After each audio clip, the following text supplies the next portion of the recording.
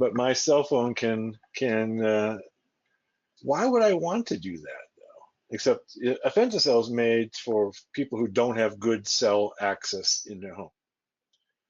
Is that what this is designed for? In any case, let's not spend too much time on it. If it does, if it will, if I can make a cell phone call through one of these devices, in other words, I'm holding my cell phone in my hand up to my ear, speaking into it, and it goes through this device, then that opens up all kinds of possibilities, right? Because now you've got something in between the device and the cellular network, right? So that's what a femtocell is that it takes your signal from your handset,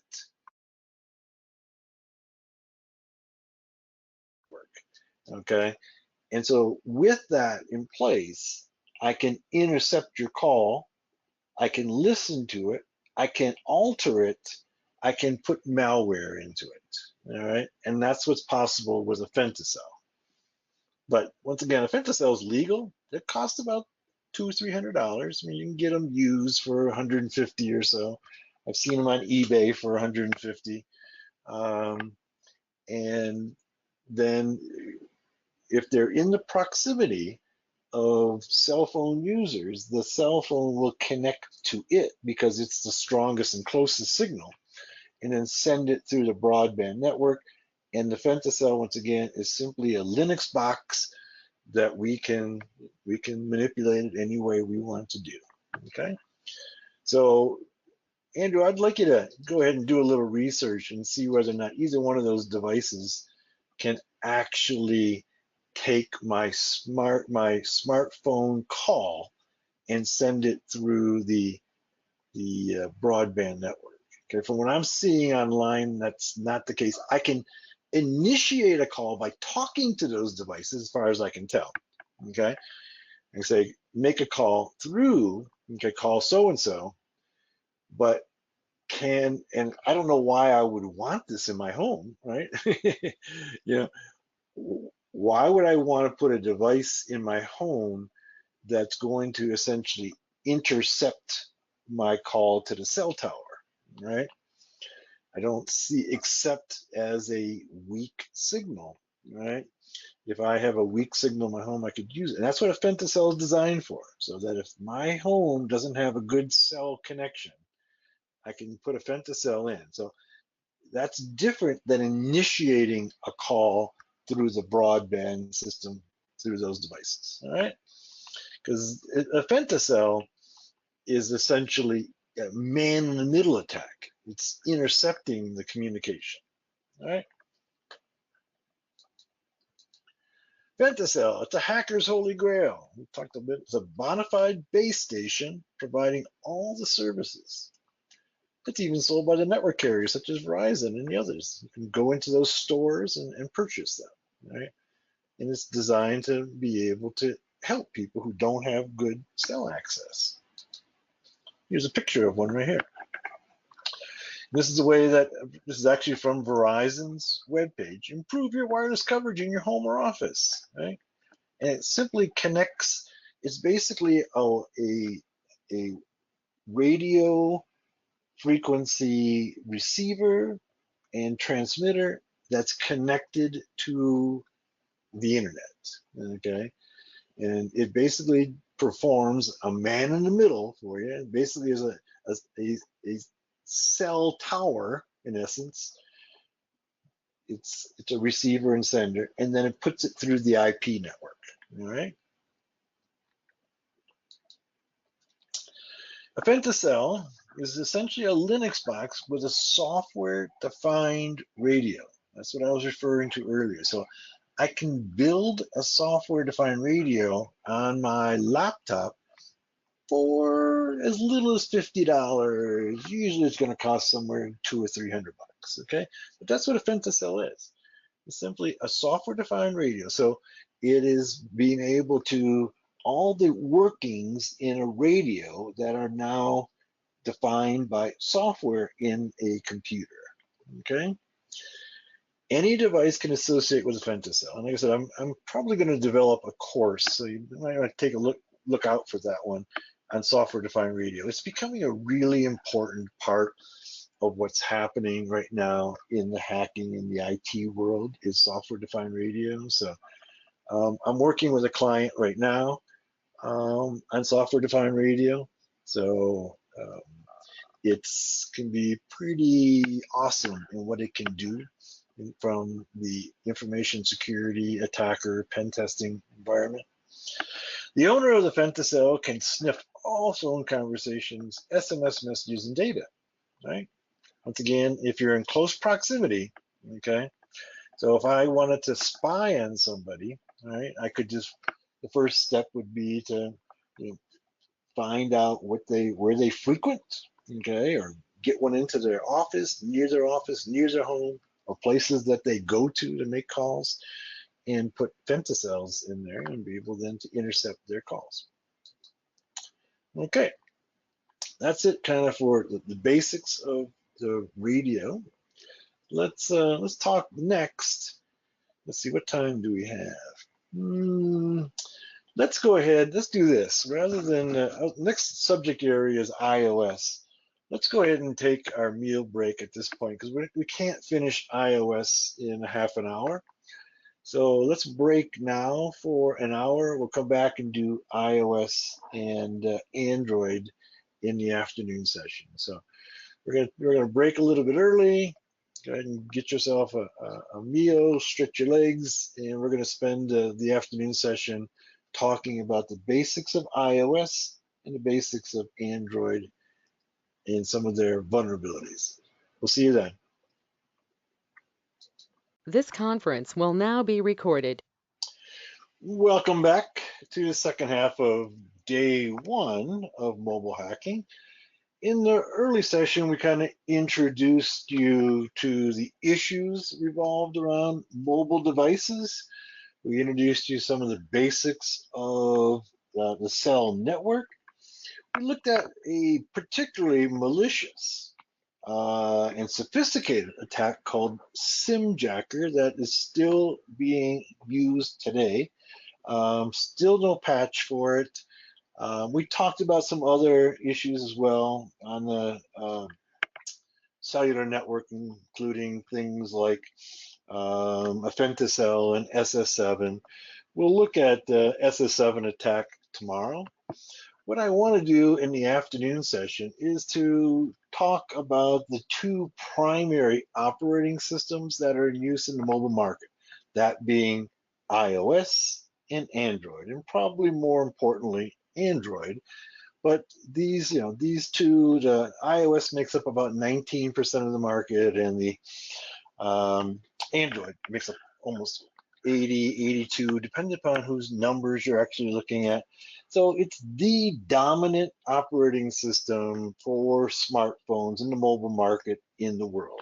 Maybe different in your country, but on a global scale, Android is dominant. I want to look at both of those in this afternoon session, and we're going to leave our attacks until tomorrow. So once we complete this sections on the operating systems, we'll complete day one, and then tomorrow we'll come back and look at some of the attacks on those systems, both from the cellular network perspective, like a femtocell or SS7, and also from the app perspective.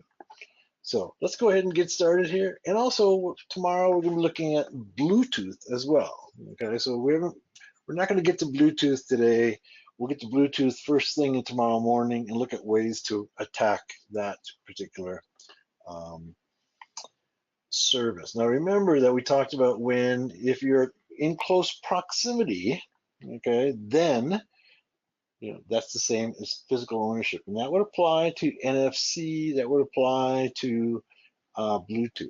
But right now, let's take a look at iOS and Android before we move forward on any of the hacks. Okay, iOS is the iPhone, iPod, iPad are among the most popular mobile devices. They all use Apple's iOS. Okay? History of iOS, all right? You may know this history. I'm kind of surprised that a lot of people don't. Okay. But Steve Jobs formed, he and Steve Wozniak formed Apple in '76.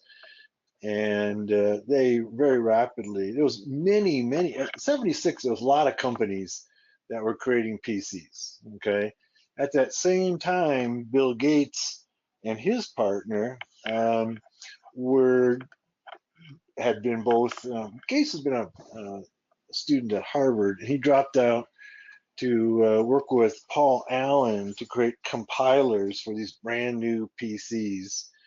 And the first PC was called Altair, came out of Albuquerque, New Mexico, and that's where Gates and Allen went down there to work with those guys. In Silicon Valley, Steve Jobs and Wozniak were making black boxes for hacking long distance telephone calls in the 1970s. So, there was a time, and this is a long time ago, and some of you may not have been born then, a long time ago that people used to pay for long distance service, right? And so people like Jobs and like Kevin Mitnick spent a fair amount of their time trying to hack these long distance services because that's the way you could get into these big mainframe computers. People didn't have their own computers back then, right? The computers were big multi-million dollar mainframes, and the way to use them was over a timeshare system over the phone system that could get very expensive if you didn't have free long distance, and that's what these guys were doing. So from '76 to '86, Wozniak and Jobs built Apple into the dominant player, okay, in the microcomputer business, not the mini, the microcomputer business. And then the board of directors and the CEO forced Jobs out in '86. So he was forced out of his own company. He's not happy about this, all right? And so he sells all his stock in Apple. Now, can you imagine what the value of his stock would be today if he hadn't sold it all? Okay? So he takes, I think he had like $150 million, which at that point was, compared to Apple's value right now, which is close to $1 trillion, okay, or 1,000 million, right? 1,000 billion. Right? He had 150 million, so just nickel and dime stuff, right? Compared to today's market valuation. He takes that $150 million and he starts a new company called Next. Now, remember, once again, maybe before your time, but the Apple really got its foothold in the PC market, in the educational market. Okay, so that's when the other machines were being used by hobbyists and a little bit of business. In the '80s, businesses were not run on PCs; they were run on mainframe computers.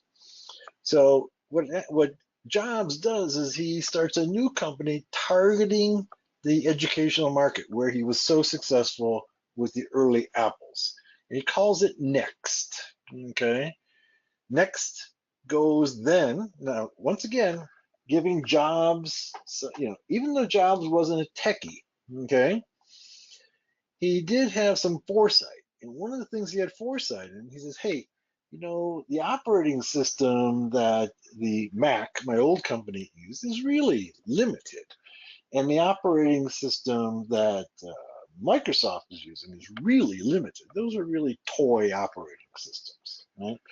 So he goes, if I want to think into the future, what I probably want is an operating system that has much greater and enterprise level capabilities. And so he sees Unix as the next generation. So he goes to Carnegie Mellon, right? Carnegie Mellon, the university in Pittsburgh, who's one of the leaders in computer science, and he buys a license to their version of Unix. All right. He buys a perpetual license to their version of Unix, which is called Mac OS. Okay, and he rebrands it as NextStep. Okay.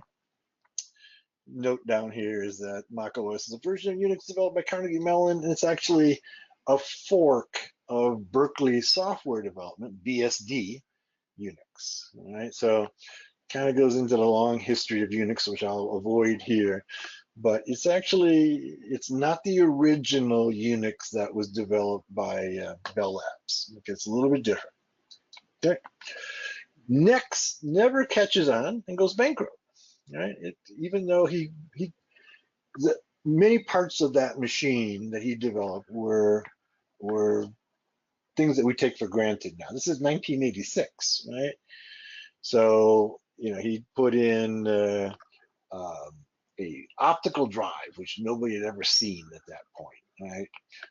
Or it was only very, very pricey. Optical drives, which we now refer to as CD drives or DVD drives.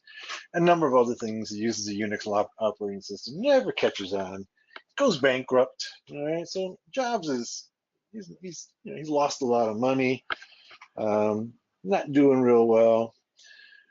At the same time, then, okay, Apple is near bankruptcy. Once again, part of the history of our industry is that in the mid-90s, Apple is pretty close to bankruptcy, right? And they actually got bailed out by Microsoft, okay? If Microsoft hadn't come in and bailed out Apple at this time, they wouldn't be around today, right? They were running out of money, and so Microsoft came in and pumped in like $150 million, which, once again, doesn't seem like a lot of money, but it kept Apple from going under. And so Apple's in tough shape. So what they do is they go ahead and, out of bankruptcy, for pennies on the dollar, they buy the assets of Jobs' company. They also get, so one of those things that they get is the operating system, right? And that's really what they wanted. They also get Jobs. Right? Jobs, had left Apple 10 years before, and now this is a way to bring him back in, and they get his operating system, which is basically Unix, right? One of those assets was the OS NextStep. Apple chooses then NextStep to become the replacement for their aging Mac OS, right? Which really wasn't going to last much longer, and they saw that, and they needed an operating system that was bulletproof and enterprise capable, right? And so they decide they're going to use they're going to purchase essentially NextStep's perpetual license on the Mac OS. Okay. Then Apple places the Mac UI on NextStep. Okay, so they basically take that Mac user interface and plaster it over NextStep. Okay, so that's basically what the OS X is a version of Unix that was renamed NextStep with a Mac UI on top of it. On March 24th, 2001, Apple releases NextStep under the Mac UI and calls it Mac OS X, okay, the 10th version of the Mac. In 2007, Apple introduces the iPhone with the iPhone OS. Okay, they called it the iPhone OS initially, and then it was renamed as iOS. The kernel of iOS is Mac OS, so it's Unix. Okay, it's a heavy depend. Now, if you ever wanted to, you ever want a rationale why you should know Linux? Okay, I've made this case many, many times. Okay, is that basically the two there's three operating systems out there really. Right? There's Linux, Unix, and the Windows operating system. And more of the world has gone to the Linux and the Unix operating system. Has a heavy, the kernel of the iOS is Mac OS, it's Unix. It's a heavy dependence on libraries provided by Apple. And Apple then begins to release other devices powered by the iOS, including the iPod Touch in 2007, Apple TV, which never caught on, and they're reviving it now. iPad 2010 and iPad Mini 2012. All devices use ARM architecture. So ARM, as you know, is the RISC architecture developed by a little company in Britain who doesn't make any products. Right? They simply just license the design. Almost every phone, every mobile device uses ARM architecture. If you talk to Apple aficionados, they'll say, no, the Apple products don't use ARM architecture anymore. Yes, they do. Okay, I've gotten in long arguments with Apple people over this. Basically, what Apple has done is purchase a license to the ARM architecture and made some tweaks to it and rebranded it as their own architecture. Okay, but it's still at its heart the ARM architecture. Very similar to what they did with Unix, right? Really, their operating system is Unix. They make some tweaks to it. They put their own UI on it, and then it becomes the Mac OS X. Same thing with the ARM architecture. They've simply taken the ARM architecture, which, by the way, is significantly different than the complex instruction set, the CISC. So we have two architectures for CPUs out there for the most part. Okay, there's CISC, which is the architectures used by Intel, and then we have the ARM architecture, which is used on almost all the old mobile devices. There are some exceptions, but almost all mobile devices use the ARM architecture, and it's a RISC architecture. Storm says it's actually this way, CISC, spelled like that. Oops, I didn't mean to send it just all right, CISC, there we go, like that. Why am I keeping, oh, I got it set to just Andrew, everyone. Okay, let's go to, by the way, the question came up before the break about whether or not those Apple home devices were actually femtocells. And I had asked Andrew to do some research on it, and he did on break. And he came back and said, no, they're not femtocells. Okay. So basically what it is that those devices have to be on this, and Andrew, correct me if I'm misstating it. Okay, you sent me a long message. But basically those devices use the phone to make a call. All right. So you talk to that device, it then uses your phone and sends it through the cellular network. Okay, so very different than what a femtocell. The femtocell intercepts, okay, the call from the phone and sends it into the broadband network. Okay, these home devices are on the same network, okay, as all got to be on the Wi-Fi network in a local home, okay, and then those devices can activate a call through your phone out to the cellular network. Okay, so very, very different. Hopefully that's clear. Maybe not, but yeah, Andrew agrees that's how it works. Okay, so very different. You get all it's doing is activating a phone through your activating a phone call through your phone. Okay, so it wouldn't be possible to intercept like a femtocell can.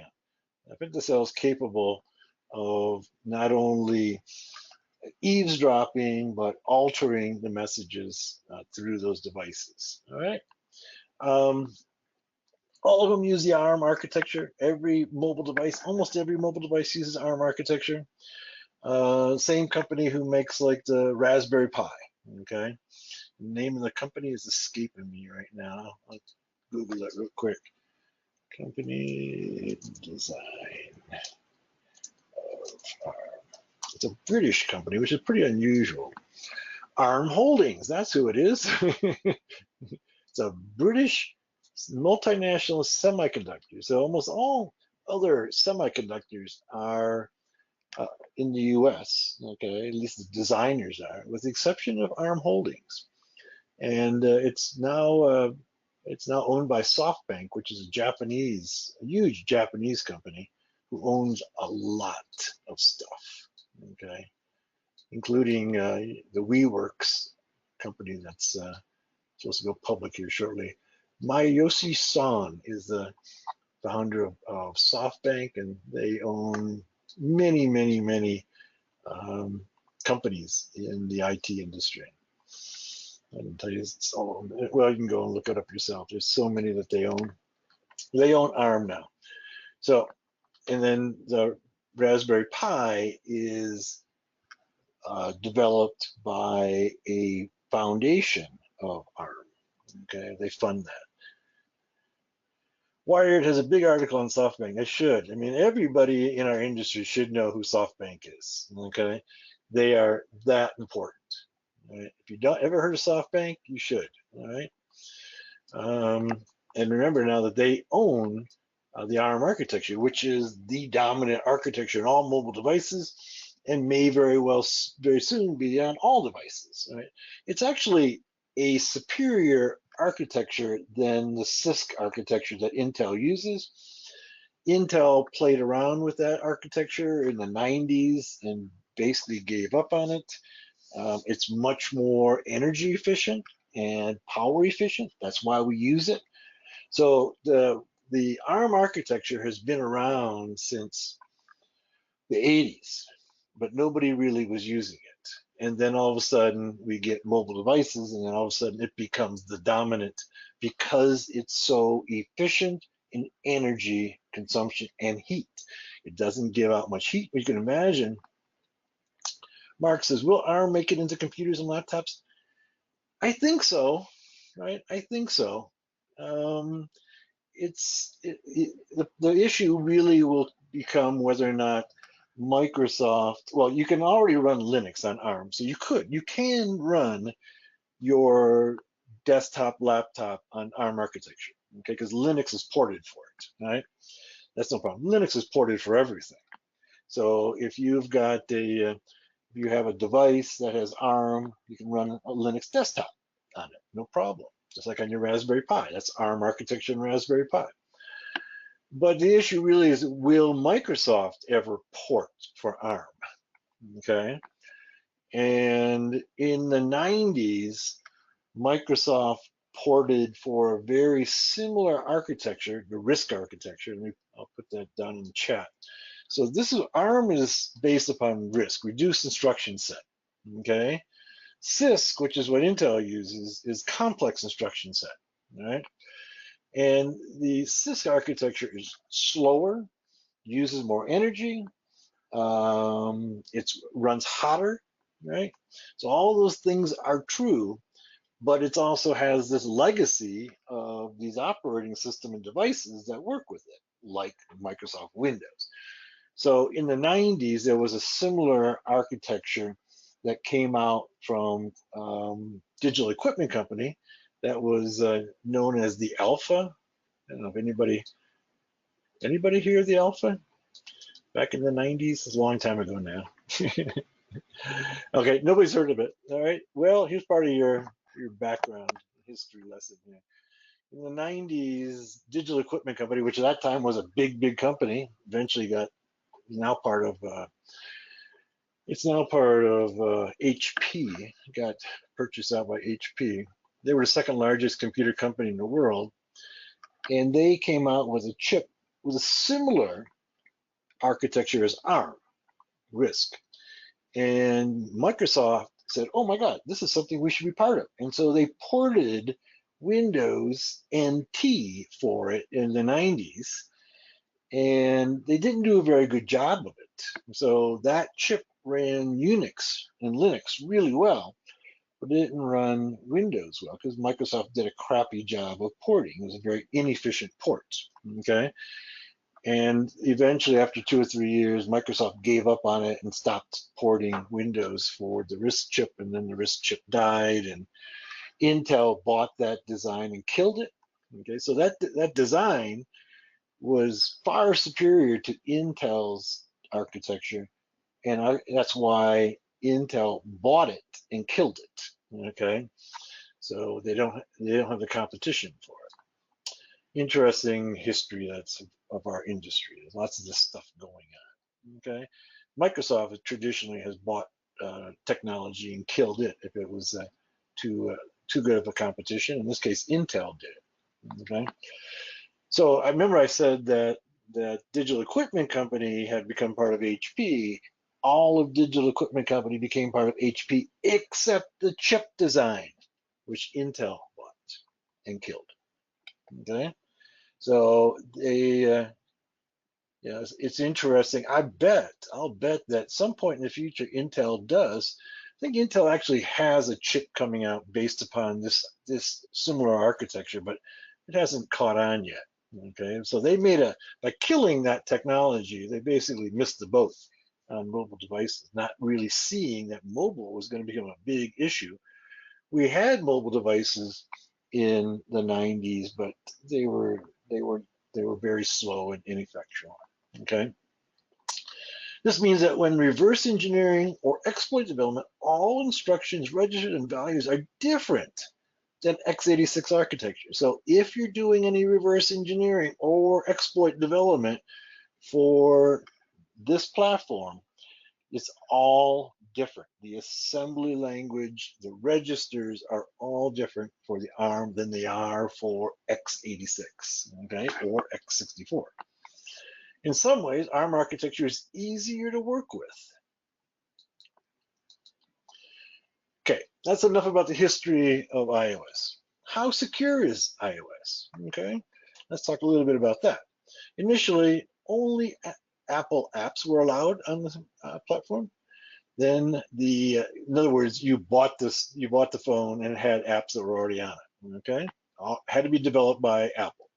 Then they opened up a year later after the iPhone came out. They allowed the Apple App Store in 2008. The early version of iOS had little security. Every app ran with super user privileges. Can you imagine that? This is the time when they were telling us that there was no issues with security, right?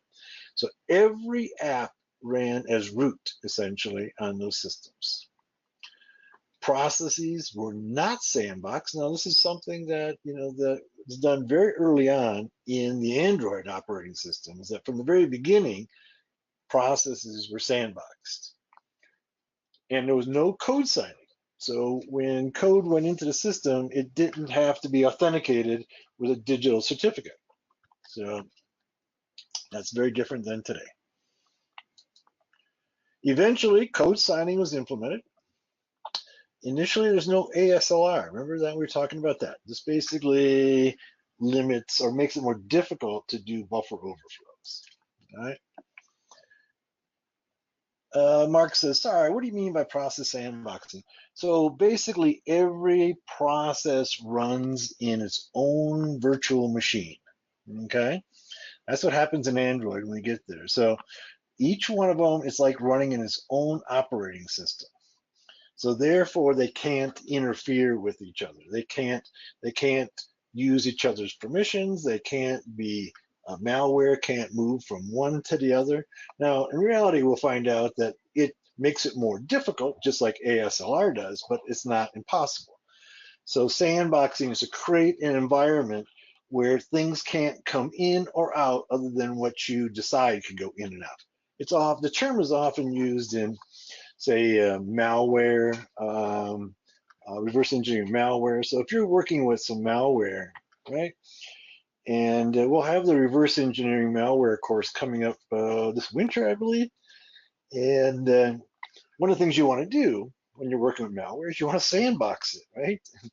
If you don't sandbox your malware, then it can infect your other computers on your network. It could leave your system and get out to other systems, out on the network. So the idea of sandboxing is to isolate, okay? And the way you do that in most times in reverse engineering is that you basically create a virtual machine, right? And then you cut off all the connections to it, right? So you totally isolate it so it can't get out. So think about now on inside your phone, if every app is run in its own operating system, then there's not a chance of infecting between applications. And that's what Android tries to do. From the very beginning, we'll see that Android used what's called a Dalvik virtual machine. And so that every app runs in its own virtual machine. And that was one of the things that was done early on to try to isolate it. And that's what people were telling, for instance, telling me and other security researchers going, no, there's no problem. You don't have to worry about it because every app is sandboxed. Okay, well, okay. Well, we learned that helped, but certainly isn't the solution, the ultimate solution. Did I answer your question, Mark? Mark, did I answer your question? Yep, you understand? Okay, good. Eventually, Apple began to implement some security, okay? Apps run only under less privileged account. That's kind of like baby step. I mean, the first baby step towards security. You've got all your apps running as root. That's really bad. Then they implemented sandboxing, okay? Then they put in code signing by Apple on all the apps, okay? So when an app gets installed in your machine, it has to present a valid certificate, okay, of the company who developed it. And then they put in ASLR, okay, address space layout randomization. I'll put it in chat for you. Address space layout randomization. Okay, so previous to ASLR, an attacker knew where all the data was going to be in memory.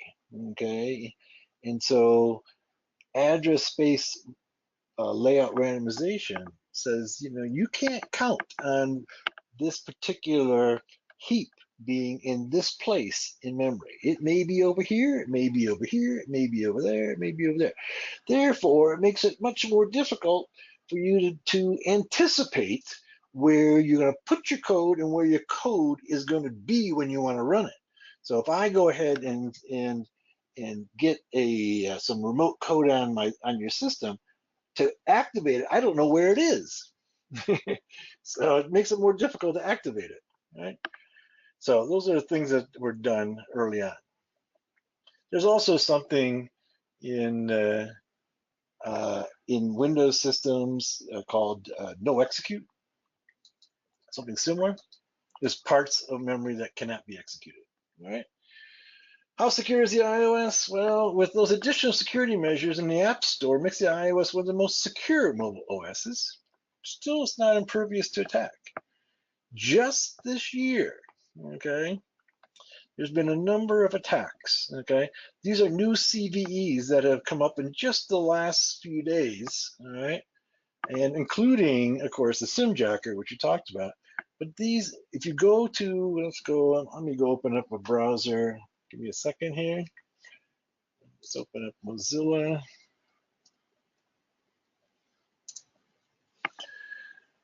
And let's look up those CVEs and I'll show you what I'm talking about.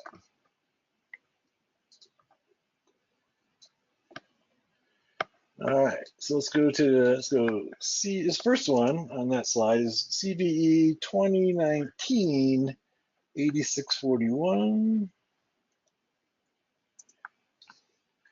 Here it is right here. Let's take a look at it.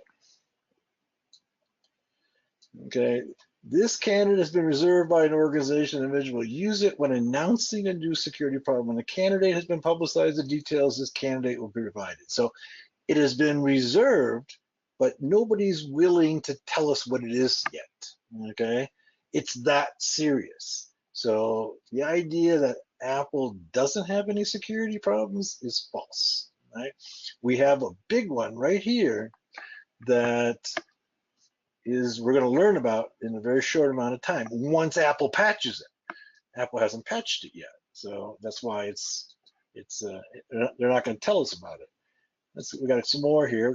I put 4 of them in that slide. So this one is CVE 2019. Next one is 8647. You're going to basically just see the same thing. No, I must have typed it wrong. 8647. Yeah, okay. That's it. Did I put the wrong year in? No, I didn't. Why is it pulling up these old ones here?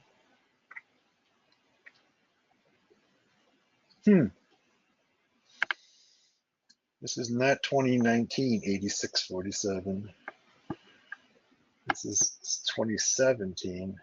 Huh. Let me put dashes in there and see if it'll get it right this time. There we go.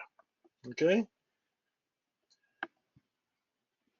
All right, question comes up from Cunley. Who normally reports the CVEs? I thought Apple may not have known they were out there. In this case, we don't know, okay, who reported these. It may be Apple, right? It may be somebody else. So anybody, a security researcher can find a vulnerability and report it to the common vulnerabilities and exposures. Apple could report it, okay? So either one of them could.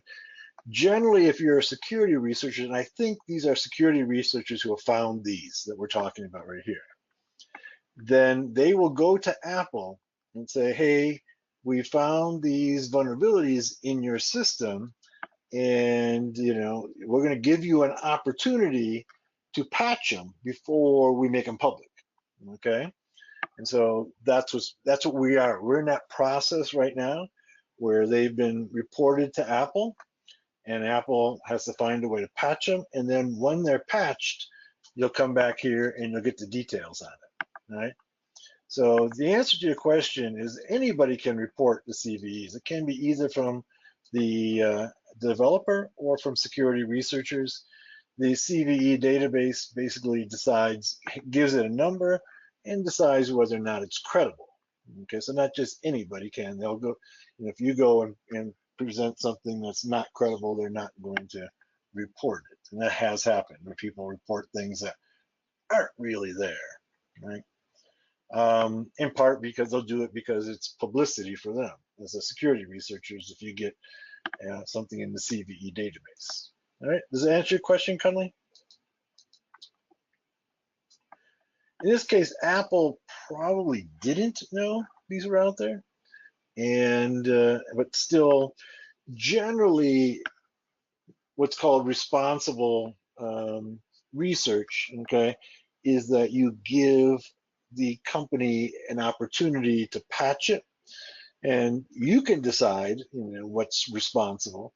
3 months, 6 months, all right. And I've seen researchers who found vulnerabilities, and the company never patches it. Okay? They don't patch it. Okay, and then they go, okay, you're not going to patch it. I'm releasing it. Right? I've given you an opportunity. It's fair. I've given you a period of time, and you haven't come up with a patch. I'm releasing it to the public. That kind of gets the attention of the developers. All right, back to our slideshow. Okay, so these are the 4 that just came out recently, and we still don't know the details on them yet. We'll know probably within the next few weeks. So, the idea that the iOS is impermeable is false, right? And we know, and SimJacker works against the iOS as well, right? One of the things that the Apple has done right, at least from a security perspective, is that every application has to be vetted by Apple. So to get into the Apple, first of all, you can only get your apps from the Apple Store, right? And if those apps all must be vetted by Apple. We know that in the Google Play Store, there's been a lot of apps that are malware. right? Because it's kind of the Wild West. Basically, anybody can put an app in there. Of course, if it's found to have malware in it, then Google will go ahead and remove it eventually.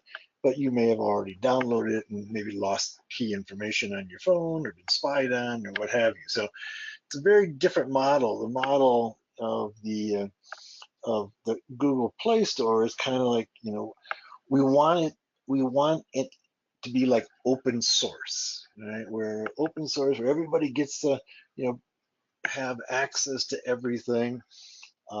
Very similar to the Linux model, right? So anybody can go ahead and put out like an application for Linux, okay? And anybody can download it. So that tends to spur innovation, all right? To allow anybody. But it also doesn't do anything. It also tends to not limit, but it doesn't optimize quality, and it doesn't optimize security, but it does tend to optimize innovation and technological development, have an open source. So, this may be a limiting factor for the future in iOS, but probably not anytime soon. All right. Jailbreaking, okay. In some cases, if you're a user and you want to say, learn more about what's going on inside your phone, or have more flexibility, or do just about anything that the vendor hasn't supported, you have to hack your own system, okay? That's referred to as jailbreaking. So what happens is the vendors basically create the system and don't give you full access to it, right? So if there's something you want to do with that system that isn't vendor approved, you have to jailbreak the system, right? That's what jailbreaking. Jailbreaking is a process of taking full control of your system. So if you run Kali, for instance, Kali Linux, you have full control over that. You can do anything you want with it. Not so on iOS, and not so on Android either, right? They both have limited capabilities unless you break them, okay? Jailbreak or root. There's several tools available to do so. This will enable the user to, for instance, install custom themes, install non-Apple Store apps, install extensions to the apps, tethering, okay, if you want to tether your phone, or access the iOS operating system, right? So if you're accustomed to being able to tweaks to your operating system, you can't do that without jailbreaking. Some of the risks of jailbreaking, okay, is system instability, right? It will defeat some of the inherent security. You no longer have screened apps. And these apps then could be malicious. No system updates. So once again, you're limiting your security. Some apps won't function after jailbreaking. Okay, and in the worst case, you can simply brick the device. And if you do, jailbreaking, by the way, voids the warranty. So if you end up trying to jailbreak and you brick your device, meaning nothing will work anymore, then you're out of luck. You just lost a $1,200.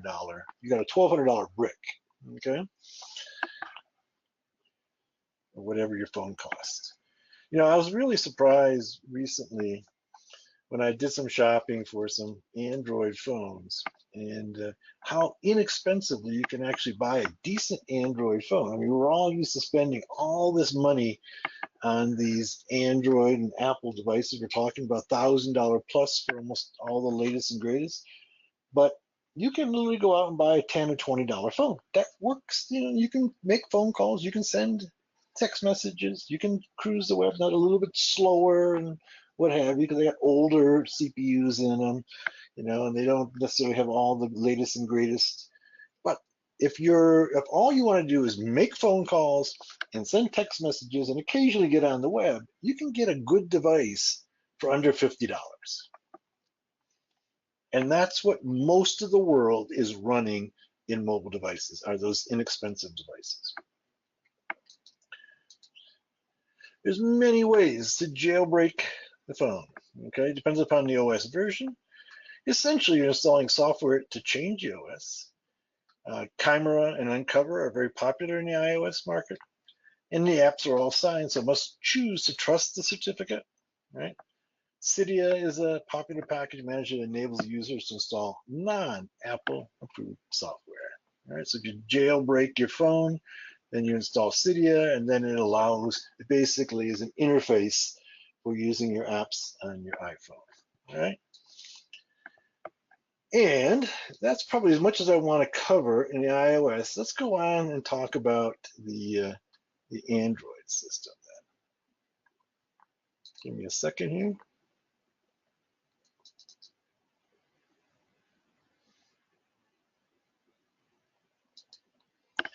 Okay, Android.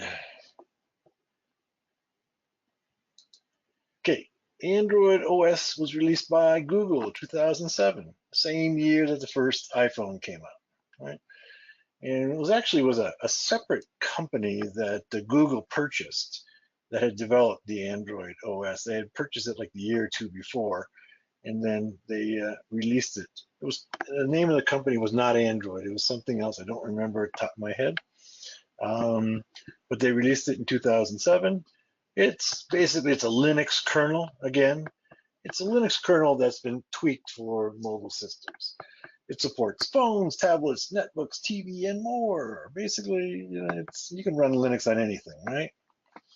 Presently 76%, so it depends upon whose data you're using. Earlier, I had 82% because somebody had that data, and this I just checked before class, and the last data I saw was 76%, so somewhere around 80% of the market. So it's much larger. It's like 4 times the size of iOS, right? Android is open source, but not all parts of it are open source, such as the Google apps. So the operating system is open source, but the apps that Google actually creates are not necessarily open source. There's also proprietary apps and drivers by the manufacturers and carriers. So if a Verizon phone or an HTE phone or a Google phone is going to have drivers and apps that are not open source, just the operating system. The market is very fragmented. We talked about that earlier, okay? Because every phone developer is using slightly different Android OS, all right? And they're putting their own drivers on it. They're putting their own apps on it. 2 devices with exactly the same hardware from 2 different carriers can be running very different software. So not only 2 different carriers, but 2 different manufacturers. So a Samsung phone versus a Google phone versus a Huawei phone, Huawei, Chinese carrier, are all going to be slightly different, which means they all have different security profiles. This is one of the reasons why many companies standardize on one operating system and one carrier and one manufacturer, because that basically standardizes the security profile that you have to work with. If you allow everybody to come in with their own phone from different carriers, different manufacturers, different operating systems, all of a sudden your job as a security engineer basically grows dramatically, okay? So this can be a security issue. Here's the Android architecture, all right? So at the very, well, sorry, at the bottom, okay, the Linux kernel at the very bottom, all right? And then you have over here, you have the Android runtime. So over here, we're going to talk about each of these areas here in a sec. But over here, you have the Dalvik virtual machine that we were talking about. So basically, the Dalvik virtual machine is a very lightweight Java virtual machine. And then it has some core libraries at the second level, including, this is all the other libraries here, like OpenGL, SQLite, WebKit, all exist at this level. We have the application framework and the applications at the top level. We'll go through each one of these levels in a bit. 4 main layers. The Linux kernel, the native libraries we just talked about, and the Dalvik virtual machine, the application framework, and the application layer at the very top. The Linux kernel provides the same functionality on Android as in Linux. Once again, all our mobile devices are basically running on some version of Linux, Unix, okay? And although there are differences between those two operating systems, they share more than they are different, all right? Provides a way for applications to interact with hardware devices and manage processes in memory. The kernel code has been adapted by Google to the mobile devices. Actually adapted by a company that Google did purchase. The kernel plays a key role in the Android security model. The native libraries and the Dalvik virtual machines at this second level provides access to functionality used by the Android applications. Things like the OpenGL, SQLite, WebKit are all on the second level. Libraries are written in C and C++. Also includes the Dalvik virtual machine and the core Java libraries. The Dalvik VM. The Dalvik VM and Java libraries make up the Android runtime components, provides basic functionality used by Java apps. Dalvik is open source, designed for mobile devices with limited processing power and memory. So one of the things that has happened with the development of these mobile devices is everything has to have been adapted for devices with not as much power, not as much battery life, creates less heat. And so this is one of the things that's happened. We have Java virtual machine on our system to run all our Java apps, but Dalvik is designed to be much more lightweight, use less power. And in terms of encryption, anybody know what has happened to encryption for the mobile market? What do most of the mobile devices use for encryption, for asymmetric encryption? Anybody know? Asymmetric encryption. Okay, it uses ECC. ECC. That's one of those things that has been around for a long, long time, and nobody really used it, right? Until the mobile market developed, and all of a sudden, oh, we have an asymmetric encryption algorithm that uses very little power. It doesn't require much in the way of CPU cycles, and so ECC is the preferred asynchronous encryption algorithm on mobile devices, simply because it is so lightweight. Right? Let's see, what else? Design for mobile device, limited processing power. You always got to keep that in mind developing anything for this market, although, processing power on our mobile phones is getting more and more powerful, but still battery life and power consumption is still an issue. Okay, the application framework, this third level here. Above the native libraries and Android runtime is the application framework. This provides a way for applications to access a variety of functionality. These include the telephone, SMS, creating UI elements, accessing GPS and file systems. While I'm thinking about it, anybody know what WhatsApp is? Of course you do, right? Anybody want to tell me what WhatsApp is?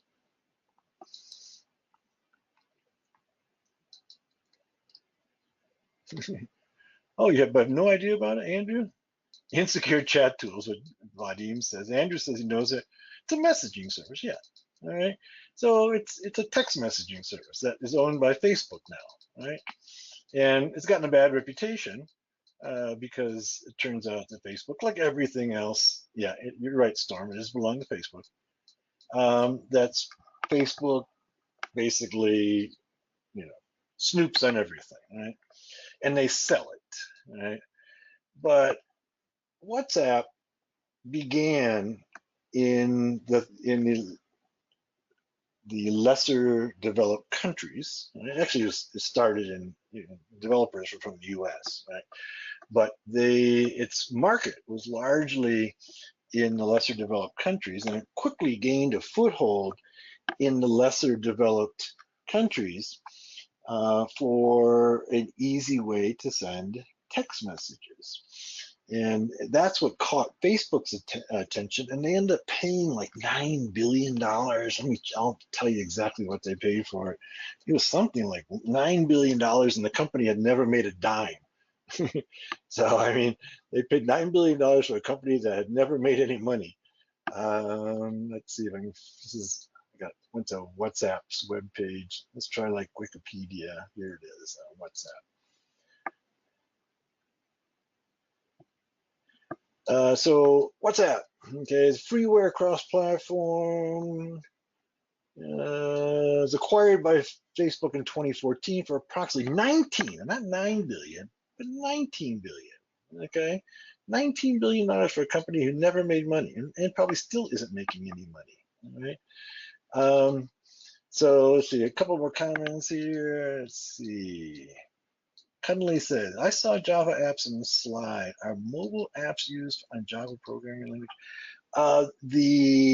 Remember the Java virtual machine is a Java virtual machine. So yes, an Android they are. All right. And then Mark says, used by opposition groups to avoid authorities in some places, alternative Telegram. Yeah, the only people who can read them that are Facebook. Andrew says 19 billion from made nothing, and probably still's never made anything, right? It's, there's nothing, made nothing, no profit, and that's why people were really upset about Facebook buying them. Why would you buy a company?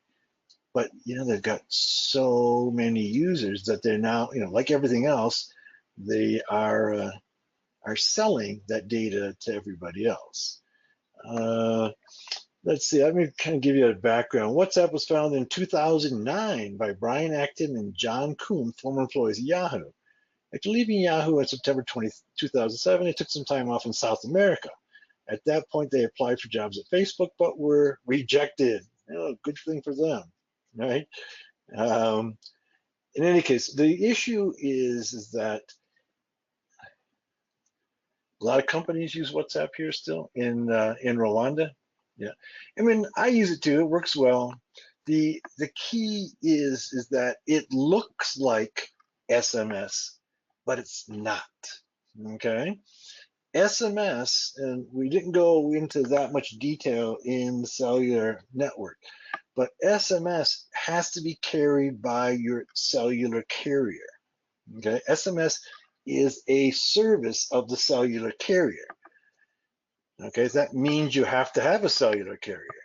What if I'm in a country and my monthly income is $100, okay, and a cellular carrier is $30 a month?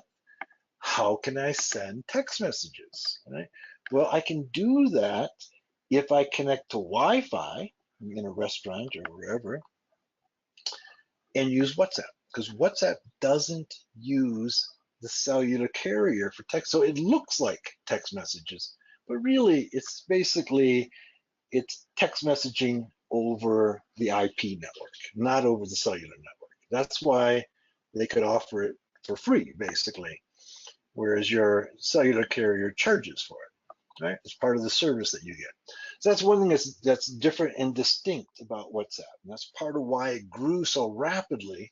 So, I mean, it started in 2009, and let's see how I see some kind of progress of how many users. They've had some security issues. Trying to see how fast they're growing. I'm trying to see. In 2015, WhatsApp is briefly shut down in Brazil after it refuses to place wiretaps on certain WhatsApp accounts. Okay. Oh, it used to charge $1 annual subscription fee. Okay, $1 annual subscription fee. All right. I'm trying to see how fast it's grown, how many users, but it has a huge number of users. Mostly because it's free. You can send text messages for people who can't afford a cellular service. It's a way to use for sending text messages. I got a few more comments in here.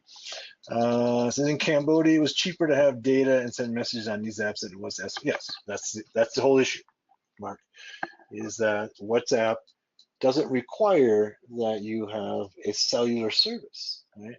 And in some countries, even if you have a cellular service, they charge extra for text messages. And you may have remembered, it wasn't too many years ago, where the major cell carriers charged you by the text message. I remember one time they were charging 10 cents a text message, right? And so that now, of course, most people offer it for free. But in many countries, there's still a charge by text message. So WhatsApp is a good alternative to, and so one of the things important to note about it is that it's not part of the cellular network. It's basically using the broadband network to send text messages and not the cellular network. Okay, the top layer of Android. The top layer is the Android applications. Apps are written in Java. There's your answer to your question, Cunley, and compiled in the Dalvik bytecode by the Android Software Developer Kit. Okay, apps can also be written in C and C++ with the native development kit. The Android security model is permission-based, very similar to Linux's, okay?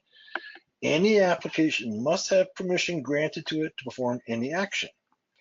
Permissions are enforced at both the kernel level and the application framework level, right? So if you understand the permission model in Linux, you pretty much know what's going on in Android. It works very similarly, all right? I think it's chapter 6 in Linux Basics for Hackers, by the way. Okay, we talk about that. Okay, Mark says, I'm a little out of touch with what's happening with Facebook, reading all the messages. WhatsApp says it offers end-to-end encryption now. Is that not the case? Yeah, I mean, WhatsApp does claim to offer end-to-end encryption. So they did have an issue, right? And where they weren't encrypted. Okay, so man-in-the-middle attacks were possible. They now claim to be end-to-end encryption. That doesn't mean, though, that Facebook can't read those messages. It means other people can't read those messages. Okay, so one, there's a couple of ways that companies get around this end-to-end encryption. Okay, is that you're encrypted to their server. Okay, and then they go back out encrypted. So encrypted between your device and their server to the next device. Okay, so that is a possibility. The other way is that they put in backdoors into their encryption, so other people can't see it, but they can. They're offering this for free. I mean, they got to make money somehow, right? One of my most favorite sayings is, if the service is free, you are not the customer, you are the product. Okay, so if WhatsApp is free, okay, there's a reason it's free, because they're selling you. So that's how they make their money. That's the business model. That's Facebook's business model. That's Google's business model for Gmail and other services. They're selling you. Okay, so if they encrypted everything and they couldn't read your messages, then there would be no point in offering you a free service. I mean, I'm kind of surprised at how naive people are. You know, I did an interview with Sputnik Radio a couple years ago now, when the issue was Facebook, and Sputnik Radio really wanted me to criticize, and I probably should have, Facebook about some of their practices. But instead, what I said is that people are naive. If you're getting something for free, you are the product. They're selling you. You don't get things for free, okay? The reason they're giving you that service is they want your information. That's their business model. All right. Now, Mark says, do you know anything about Telegram? Also free, but doesn't seem to sell any info. Maybe I should look more into it. Well, I need to pry more into Telegram. I do know that before the latest round change of encryption on Telegram, that the GRU had cracked Telegram in Russia. Okay, so I won't use Telegram. They now have changed the encryption algorithm, and I haven't tested to see. All right, but I do know that up to 2016, the Russian equivalent of NSA had cracked the Telegram encryption. So I haven't looked at it closer since 2016 or whatever. Yeah, 2016. So I I also know. Okay, here's a bit of information about Telegram. Okay, that when uh, the U.S. government was investigating certain elements of what the Russian hacking of the election, okay, that some of the evidence couldn't be found because it had been encrypted with Telegram. Okay, so that tells you there's some security there. Right? So when they were trying to decrypt some of the Telegram messages, they drew blanks. Okay, but that's post 2016. Okay, so it may be safe now. I mean, it depends on who you're trying to hide from. If you're trying to hide from the average cyber criminal, or you're trying to hide from a man in the middle attack, or you're trying to hide from your spouse, or whatever you're trying to hide from, you're probably safe with those services like Telegram and WhatsApp. But if you're trying to hide from the NSA or the GRU, then I'm not sure that I would trust them. I do trust Proton Mail. Okay.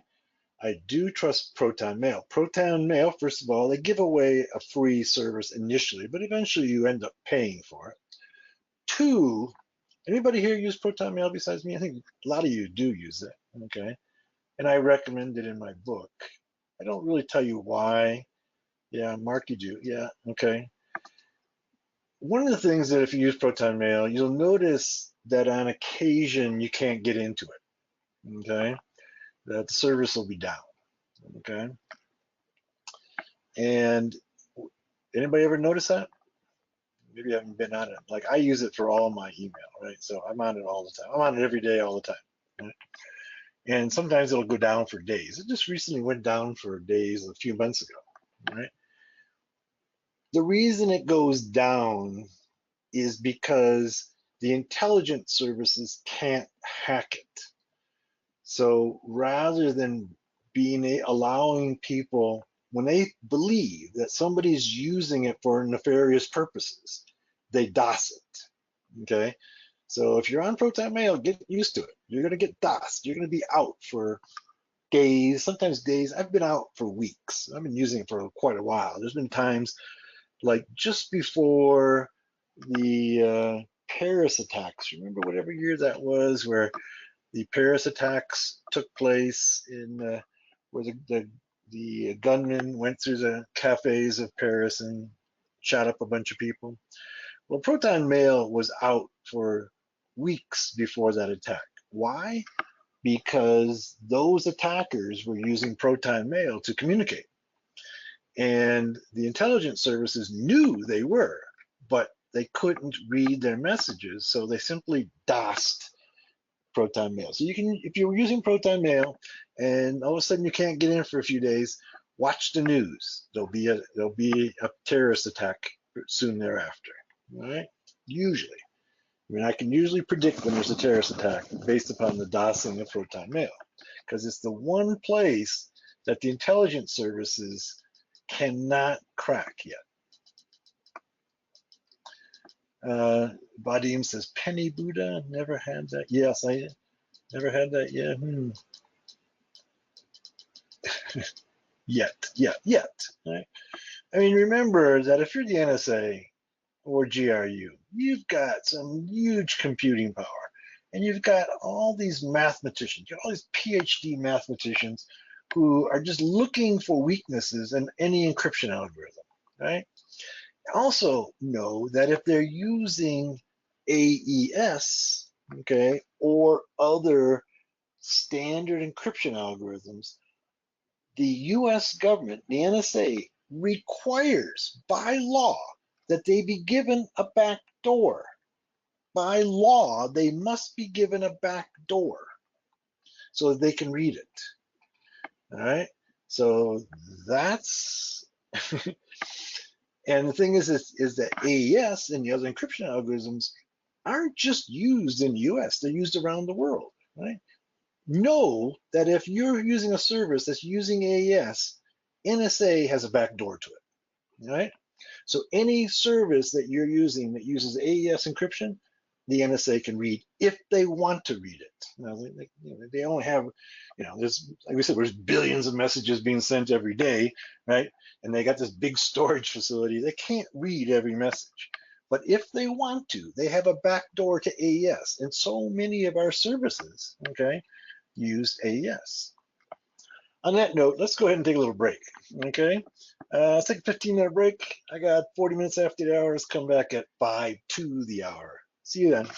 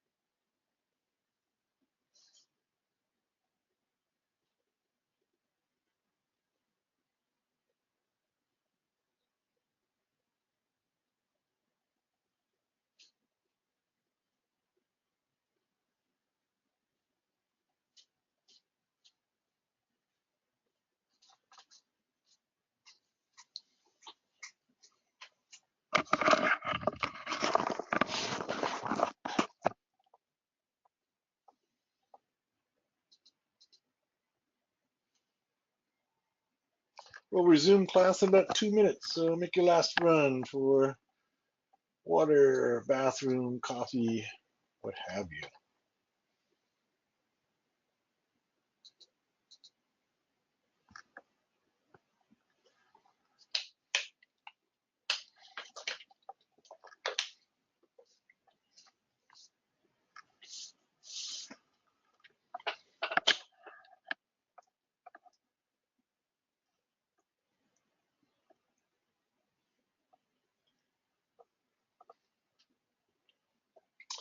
Okay, let's resume class. We left off, we were looking at the Android security model, and we'll continue on that. Just a note, we're going to finish up the Android operating system, and we'll probably stop there for today, and then go on to the Bluetooth in the morning, and then some attacks against Bluetooth, and some of the other attacks in tomorrow's session. So we'll finish up this, maybe another half hour, and then we'll be good for today, and then we'll look at Bluetooth first thing in the morning. So we were talking about the Android security model, and I mentioned that it uses the access control based on users and groups, just like in Linux. So if you're familiar with those, great. You're pretty much familiar with the way that Android security model works as well. Resources and operations are restricted by what permissions the user has. All applications have a user ID. So unlike on your Linux system, where you have a user ID, which is usually a name, here it's basically a number. Okay, so every app has a user ID. It restricts the user to only the resources and functionality that have been explicitly granted, just like in your Kali and other Linux systems. This is how Android sandboxes. The application framework provides another level of control. To access restricted functionality, an app must declare permission for that component in its manifest file. We'll take a look at that in just a second. It's basically an XML file. All right.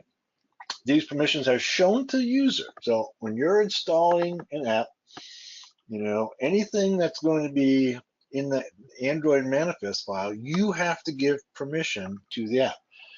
Now, we all know that people just go click, click, click, click, click, click, right? And very few people actually read those permissions. But, okay, you should read them. And I've actually, not very often, but occasionally, I have rejected an app because I didn't like the permissions it was asking for. Right? I mean, and I have to admit that I don't always read them. But, when I do read them, sometimes I'm like, why does this particular application need access to my phone? Why does it need to read my contact file? Okay. So Mark says, I have as well. Sometimes the permissions have nothing to do with the app. Exactly. And that's when you need to be suspicious. Is that when you see an app that's asking you for permission to your contact file, and it's a game or whatever, whatever it happens to be, there's something amiss here. But the truth of the matter is that people don't read them. They just go, yes, yes, yes, yes. Yes, exactly. Vadim says, like flashlight, it needs your location and context. What? Yeah. Those, you have to be questioning whether or not that is a legitimate app, okay? Or the fact that it's asking for those, you're giving them permission, means you've granted them permission to get your contacts, which means that they're probably using those for something else. That's why the flashlight's free. Because you're to do it, when you install it, you're giving them all the access to your contacts, right? So you and I, we will all probably admit to having not checked the permissions. But think about the general public, who just always just goes, yes, yes, yes, yes, yes, okay, and grants all the access, okay? Goes back to what I was talking about this morning, which is don't ever make the mistake of assuming that other people act the same way you do, or the people close to you do, right? Do your own investigation. These permissions are shown to the user when they install, and the user has a choice of installing or not. And you don't have a choice of like, I don't want to give you this permission, I don't want to give you this permission, but I want the rest of the app. Usually you gotta accept all of them or nothing. Here's exactly what Vadim was making reference to. Here's a flashlight manifest, okay? That is asking to read my external storage, okay? Write to my external storage. This one doesn't ask for the contacts, though. Let's see. Read the phone state, read external storage, okay? Gives permissions for the camera. So this actually comes from an article I have on Hackers Arise about Android forensics. And this file, this XML file, you can get off the phone and see all the permissions that all the apps have. This one is suspicious. Once the app is installed, it's restricted to the components that has requested permission for and has been granted by the user. For example, in the previous slide, the app is asked for and has been granted read external storage, write external storage, and several as well. Says Vadim says, Wi-Fi state not good for what? I'm not sure that. I'm not sure what you're asking there, Vadim. Gonna try me again.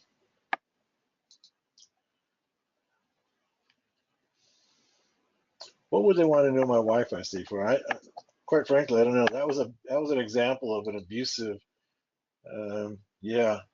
access Wi-Fi state. Yeah, an abusive app that was a free flash. It was a free flashlight, but what it was doing is just gathering all this data on you, and then of course they're going to sell that data, right? That's how they're going to make money. Yes, there's a free app for you.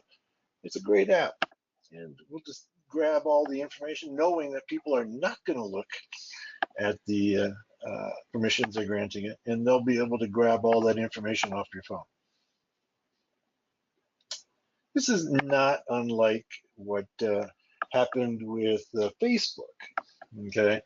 In that Cambridge Analytica and one of its associates basically put apps on Facebook. They were like, they were quizzes and what have you that they put on Facebook. And those apps on Facebook then gave, if you took the quiz, right, then you were granting permission for the developer of the app to get all your data, and not only all your data, but all your friends' data too, right?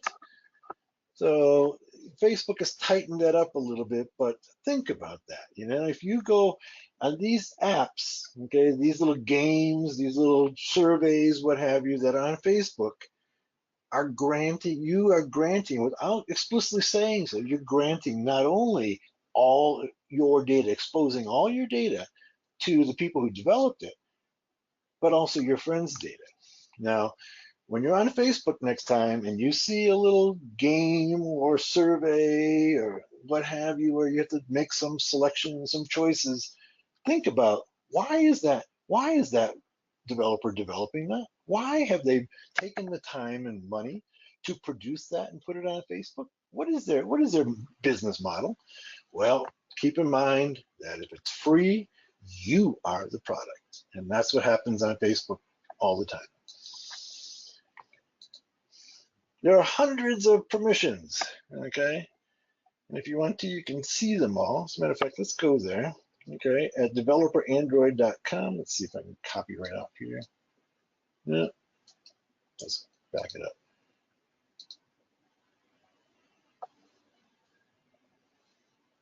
Here, let me get, here's my Mozilla. And let's go to HTTPS developer.android.com and reference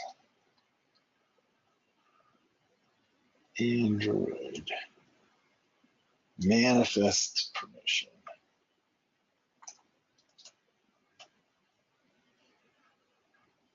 And this is a list of all the permissions. Okay, if I can type it all correctly. I guess I didn't type it correctly because I didn't get that page. Let's see. Reference.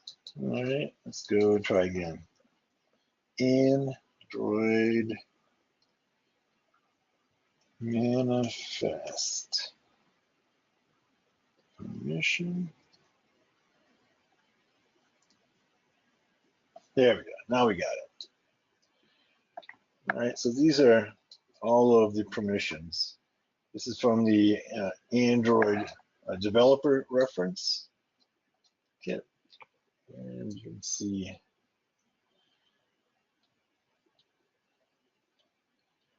there's many permissions. Okay, so there it is. If you want to know what they are, there they are. All right. So the permissions, they fall into 4 major categories. All right. There's normal, dangerous, signature or system permissions. Okay. Normal permission, let's start there. These permissions are low-risk permissions that grant access to non-sensitive data. These permissions do not require explicit approval by the user at install. Okay, so they're not going to be part of the manifest. Dangerous, these permissions grant access to sensitive data. They require explicit approval by the user at install. Okay. Signature, then, or signature permissions are defined by an application in its manifest. Functionality exposed by applications that declare this permission can only be accessed by other apps with the same certificate, right? So it would mean primarily from the same developer, right? So if a developer has multiple apps, right, then they can share, okay, these permissions. And then lastly, there's signature or system. These permissions are the same as signature, but applications installed on the system partition also access the functionality. Right? Android must be signed. All Android apps must be signed to be installed, like iOS, right? Like those that go on your PC. Android allows, though, for self-signed signatures, right? Right? Developers can create their own signing certificates, right? Only apps that make use of signature or signature OS permissions make use of the signing. Then Android instituted ASLR on Android 4.0. It randomizes the location of key areas of memory that we discussed earlier. It's meant to frustrate memory corruption issues, including buffer overflows. It also has a no execute, NX bit, making sections of the memory non-executable. So think about when, a buffer overflow, for instance, right? So data is going to get in through, so you have, say, for instance, a form that you're putting data in, and that would be a vector for getting a buffer overflow to take place. So I'm going to go ahead and put a bunch of data into the form and try to create a buffer overflow. And then I put in behind it my remote code, okay, for execution. So what no execute does is it makes those areas non-executable. So the areas where data is supposed to go, you cannot get something to execute in those areas of memory. That's the whole idea between NX. Once again, there are ways around it, but it just makes the job of the attacker more difficult. If you work with Metasploit, for instance, you'll know that on some of the modules, the exploit modules, sometimes you have to choose between a no execute and an execute module. So they've actually have modules that are developed to work against, to defeat the no execute. And if there's no execute that has been built into that operating system, you have to use the no execute exploit, which will work around the no execute. An Android application is comprised of 4 components. Each component represents a different entry point. The more components, the greater the attack surface, because these components can be invoked by potentially malicious applications. Applications primarily use asynchronous intents for communication. So the application components include activities. It defines a single screen of the application on a user's UI. We also have content providers. Exposes the ability to query, insert, update, and delete the application. Those keywords should be recognizable to you, that they are all words from SQL, right? So we're talking about a database, and that's exactly what we're talking about. We're talking about being able to access a database, a SQLite database, which usually would, and you obviously could not put a SQL Server or Oracle database on your phone, right? So instead, our phones use SQLite. So does your browser for the most part. Your browser uses SQLite as well. And if you take my forensic course, you'll see that we access that SQLite database to be able to find out what the user was doing with their browser during the time of committing a crime, right? Because there's the browser is using a SQLite database to store everything that's every site that's visited, everything that's entered into the browser, how many times they've been accessed, when was the last time. I mean, there's a huge amount of data that is stored in that database. So if you know how to access that database in the browser, you can get a lot of information about what the user was doing with the browser. And it's used where you need a lightweight relational database. So you also need to know a little bit of SQL, all right, to be able to find that stuff. It also has a component called the broadcast receivers. It responds to broadcast intents. And there's also services which run the background and perform more lengthy operations. Data storage on Android as well as on iOS can store in either internal, NAND, okay, or external, an SD card, okay. SDs are non-volatile, just like NAND is, but in some cases may be removed, which can create an additional risk. Files in the SD are available to all the apps. The files in the internal are private and are specific to the app. Cryptographic controls should be utilized for all data on the mobile device. Android apps can create any type of file, but in general, the Android API supports SQLite and XML, and you're going to find that most of the files it creates are in those formats, right? Either in the SQLite relational database format, okay, or an XML format. The use of SQLite, a relational database, introduces the possibility of SQL injection attacks. Near field communication. Now, this is an area that I've been doing some research on recently, and I think it's going to be an attack vector in the very near future. It hasn't been for the most part right now, right? But I think we'll see it as more and more people do payments through their phone. Because remember, maybe you don't know that your payment system uses near field communication. And that means that if I can hack near field communications, I might be able to hack your payment system.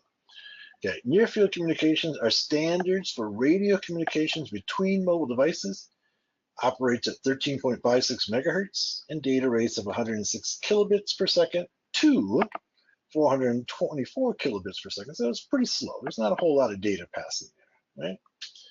NFC devices communicate over very short range of a few centimeters up to about 1.5 inches, right? And need to be tapped to communicate, right? Here's an NFC reader. Somebody paying with their American Express card right there, okay? At a near field communication reader. Used for payment systems such as Google Wallet, can also be used to share P2P data. So you can go ahead and share photos and music and what have you over Android Beam. And of course, there's also NFC in the iOS as well. It can also be used for electronic tickets, identity documents, and key cards. some of the vulnerabilities in NFC. NFC really has almost no security built into it, right? So you have this, this payment system, okay, that has very little security built into it. There's no protection from eavesdropping. It's vulnerable to data modifications. The RF signal can be picked up by antennas and transmitted up to 10 meters, all right?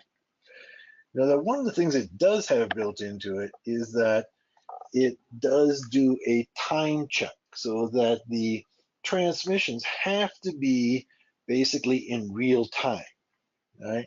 So there's the possibility of doing a replay attack is negated, right? But it doesn't mean that you can't go ahead and do a relay attack, which means going ahead and picking up the signal, okay, changing it and sending it on, okay? Relay attacks are also possible, okay? And this is what I think we're going to see in the near future, if we're not already. I haven't seen any reports of it, but I'm kind of surprised I don't. The adversary forwards the request of the reader to the victim, and the relays its answer to the reader in real time. So it has to be in real time, spoofing the owner of the smart card. Right? So this is where they can go ahead and interfere and change the integrity of the message. So rather than paying $10, you pay $10,000 or whatever. Just being able to change it, or any of that information from the card to the reader can be altered in transmission if I can do a relay attack.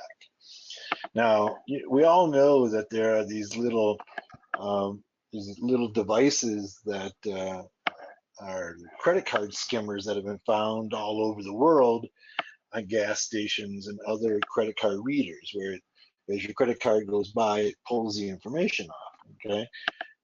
I'm kind of surprised I haven't yet seen a relay, okay, attack where somebody puts a little relay on the card reader and it sends the message out to somebody within 10 meters, which is, what's that, 30 some feet, 33 feet, right?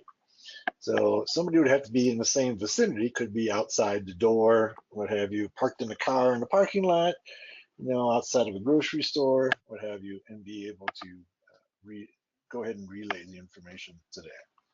It's very similar to the attack. If you look at my automobile hacking attack, okay, there's a relay attack on using the proximity readers on cars, when you have the key fob in your pocket and it is able to open your car door for you, unlock your car door for you. There's been a relay attack that's been around for years of being able to basically take that signal off somebody's key fob, say, they've left it by the front door, right? And they left the keys in the pocket and they hung up their door at the coat rack by the front door. So if you can approach the front door and pick up that signal, okay, from their key fob, and then relay it to somebody by a radio frequency device, by a receiver and transmitter to another individual standing next to the car, right, then it unlocks the car and they go ahead and drive it away, right? Lots of cars have been stolen that way, right? So that's the same kind of attack that I see taking place here, although I have yet to see any evidence of this taking place. It may be coming down the road, so look out for that. Here's the NFC near field communication relay attack. This is mostly a theoretical attack. Like I said, I haven't seen them in the real world. Let me just do a quick Google search and see if I can find one. The NFC relay attack on NFC.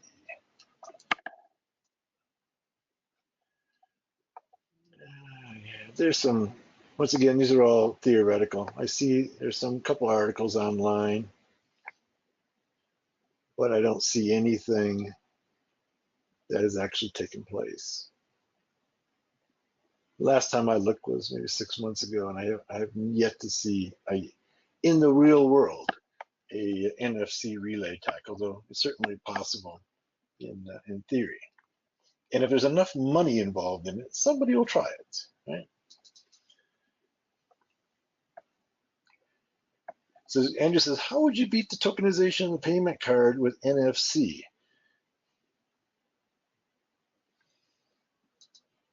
I'm not sure. Why expand on that, Andrew?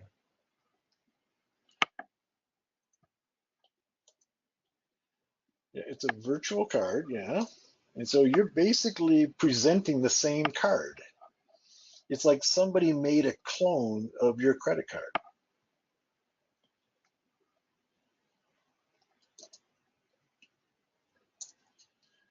You're basically taking the signal from your credit card, yeah. So you can only use it, yeah, when it's in real time again, right? So you can't go ahead and copy it and then come take it to another store, right? So here's a way I see it possibly happening. Okay, so you open up a merchant account, okay, credit card merchant account, right? And you accept credit cards. And you go ahead, and when somebody's going ahead and buying their groceries, right, and you intercept each one of those transactions and change it so that instead of going to the grocery store, that it actually goes to your merchant account.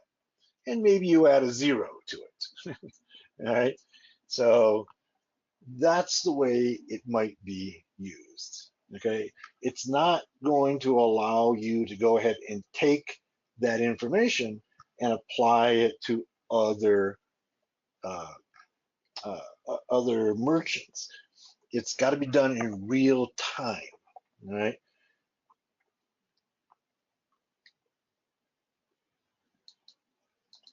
All right. So that's it for our iOS and Android. Let's go ahead. Yeah, real time is the key. And that may be what's hindering people from actually doing it. So real time is the key. And it probably couldn't get away with it for very long, but a day or two or a week before the credit card companies picked up on it, you could collect a bit of money, and then you go on to the next one. Okay. So let's go ahead and call today good.